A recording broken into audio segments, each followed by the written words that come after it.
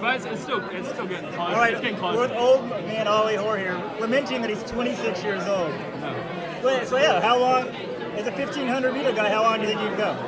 Well, I'm from the Oceania area, and Nick Willis went for quite a while, didn't he? So I'm hoping I have that longevity in me, but in general, we're going to keep it going as long as we can, you know.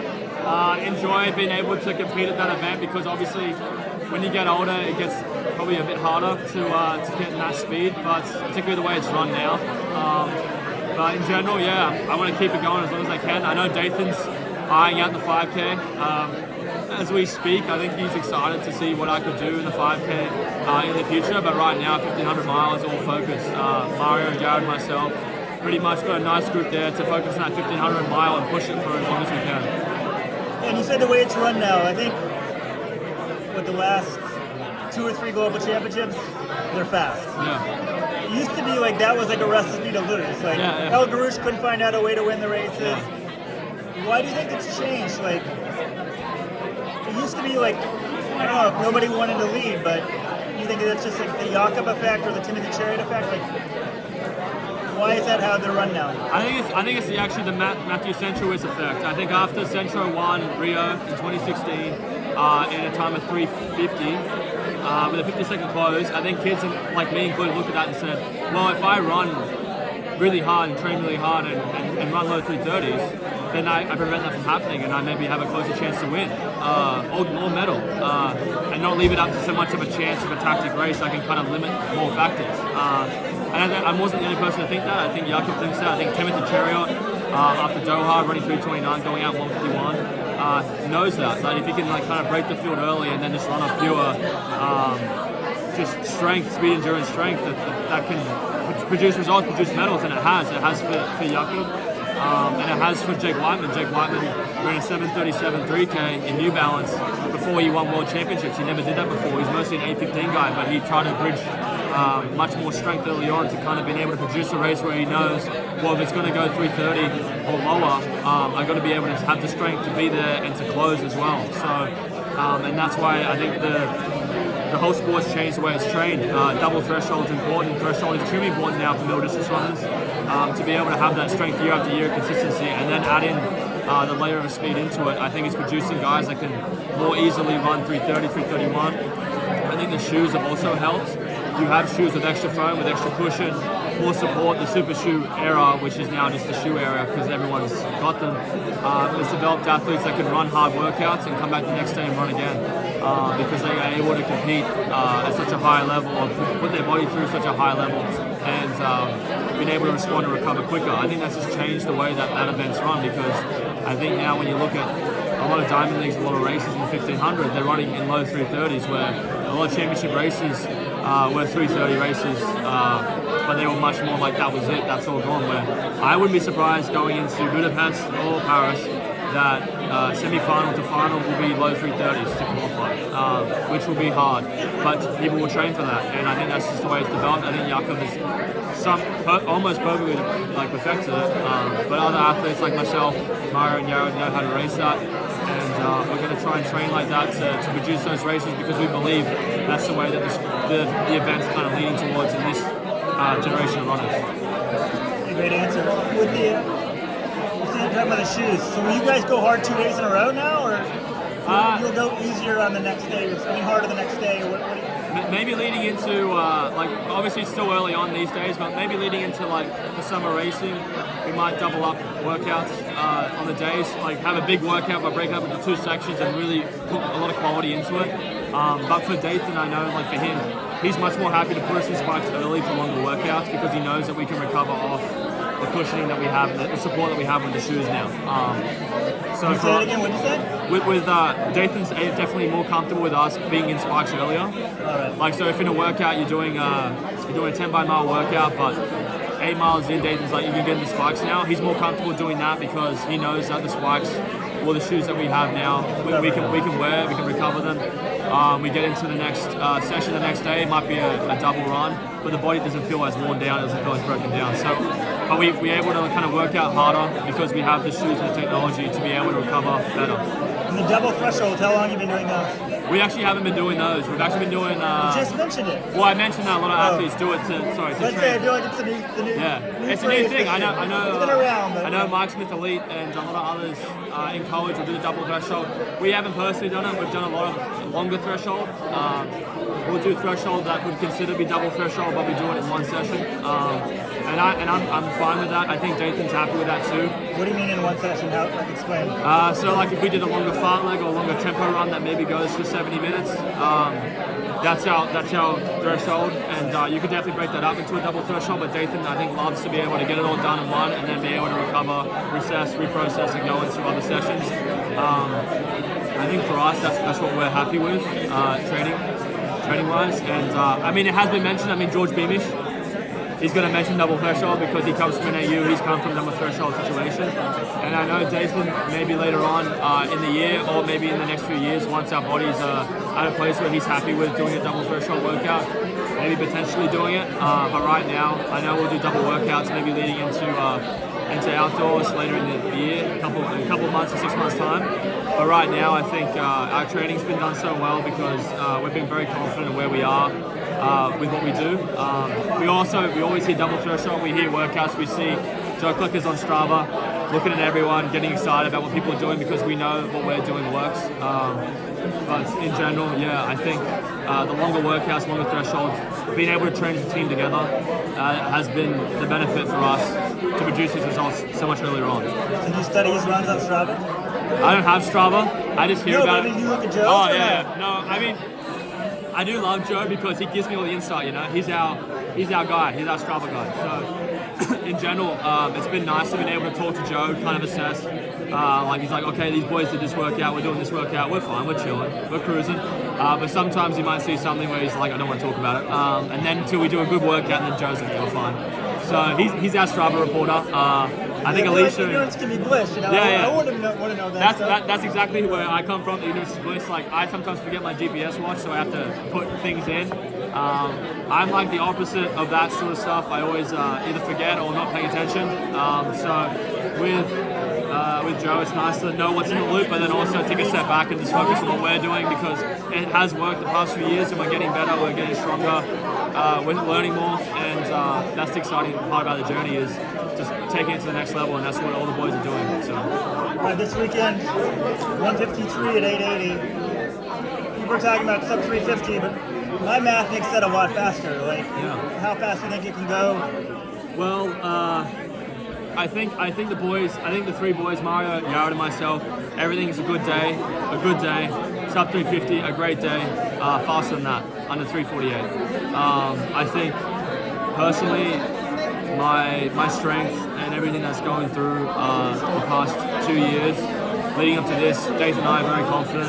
We're confident going into just purely race as best we can, but race it as even as we can. So if we're running at 153, we're going to try and keep it as even as possible to the ends, to the line. And I know Mario and Jared are also in that position to try and run that. So I'd say good day, 350, sub 350 for all the boys, great day, 348 or quicker for Jared, Mario, and myself. I mean, if you're quicker than 348, world record's 347. Yeah.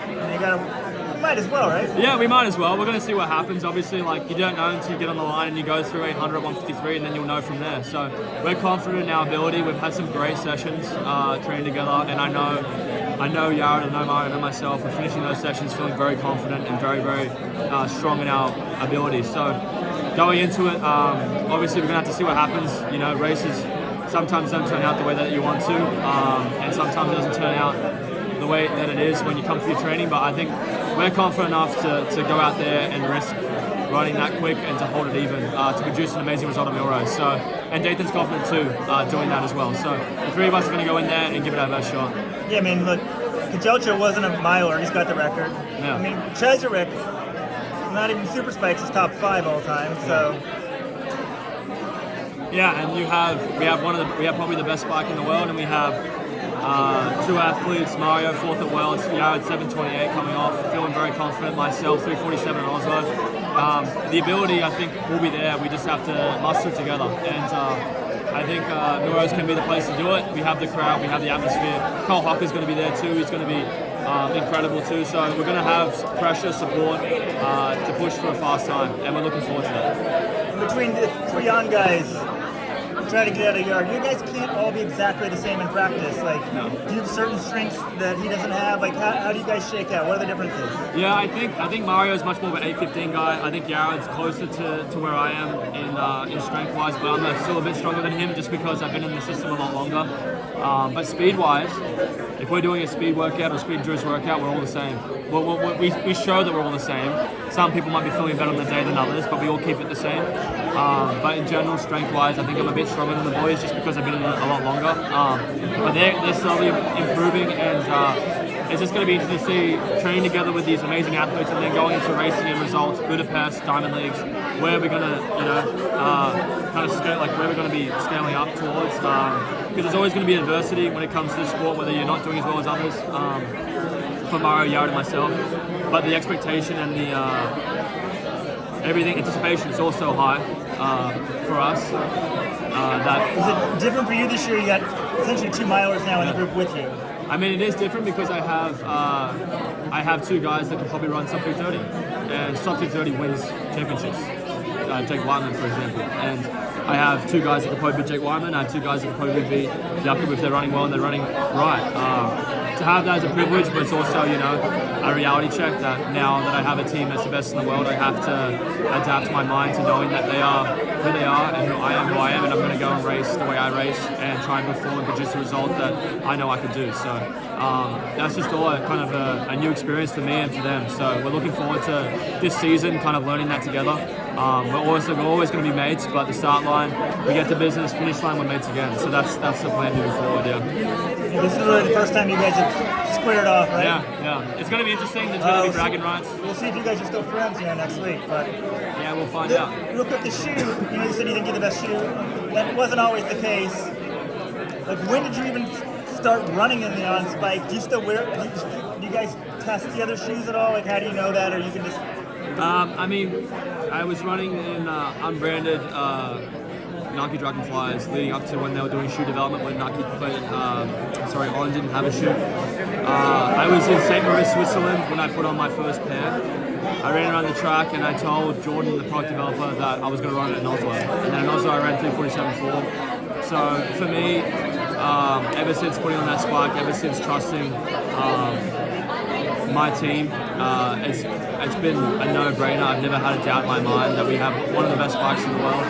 And they keep developing it, they keep tweaking it, they keep thinking what they can do next. And obviously, everyone moving forward with spikes, everyone's going to push to the highest level they can with that shoe. And the shoe I ran in at Oslo is just an amazing shoe. So I'm always going to be confident going in. And I know Yared and Mario are confident too because they wouldn't have signed to us without knowing that we have a performance shoe that can compete against the best in the world. So for us, we're very, very lucky to have that. We're very lucky to have Jordan and his team and the people at On to back us, support us, and also put in a lot of time, a lot of effort, a lot of heartache in the space of 11 months to produce a shoe that can compete with those types of shoes that have been there for years. So we're very lucky for that, and I'm very confident in our shoes being one of the best in the world from that result. And the 4x2 World Cross Country. Yeah. You guys, I don't know who the U.S. has a good women's team, but the men aren't good. Are you guys the favorites, or like Kenya, Ethiopia? Who else is running? I'm putting us as the favorites for sure. I mean, Who's your looking team? at my team is Stuart McSwain, 3:29, 1500-meter guy.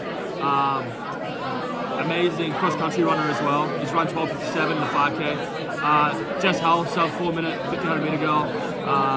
One of the top, podium in Diamond Leagues. Abby Caldwell, bronze medalist at Commonwealth Games. Low 4, 1500 girl. We have an incredible team. Very hungry team. It's at home. We have all the buzz around us, the media's around us. We have everything that we want to do to go and try and win a championship there. And our team is fantastic. I noticed that because of the travel to Australia, a lot of other people aren't making that trip down under. And that's the way it goes. But I think looking at the teams that have been released for the 4x2K, we are definitely extremely deep, extremely strong. We know the course. We know what the environment's going to be like. It's going to be hot. And we're definitely ready to handle it and thrive in it. So I'm really excited to run with it. It's a very, very unique opportunity to run on a team with the likes of Stewie, with the likes of Jess, and with Abby. You never get to do that as middle distance individual athletes in this sport. So we're very, very lucky, but very, very excited to be able to race in Australia and just crush out the best result we can for our country. How hot will it be? It's looking about, if Celsius, maybe high 30s to 40s. It's inland, it's not on the coast, so we won't get that breeze. So it's going to be hot. The African countries will like that. That's like 100? Yeah. It might be cooler than that, but projected at the moment, it's going to be hot. How are you going to adjust? How am I going to adjust? I was born there, so I'll be okay. I'm ready for it, mentally prepared for it. I've always been okay with heat. But yeah, I think some European teams and some, maybe the Americans might struggle, but everyone's going to turn up and everyone has an expectation. They're going to know what it's like before going in anyway. Like they know, they can look at the weather app, they can look at who's in the race, what the courses are going to check it out. So everyone's going to be prepared for it, but we've known this for months. So for us, we've already been kind of locked in, ready to go, and are excited about going in there, competing at home, and representing Australia the best we possibly can.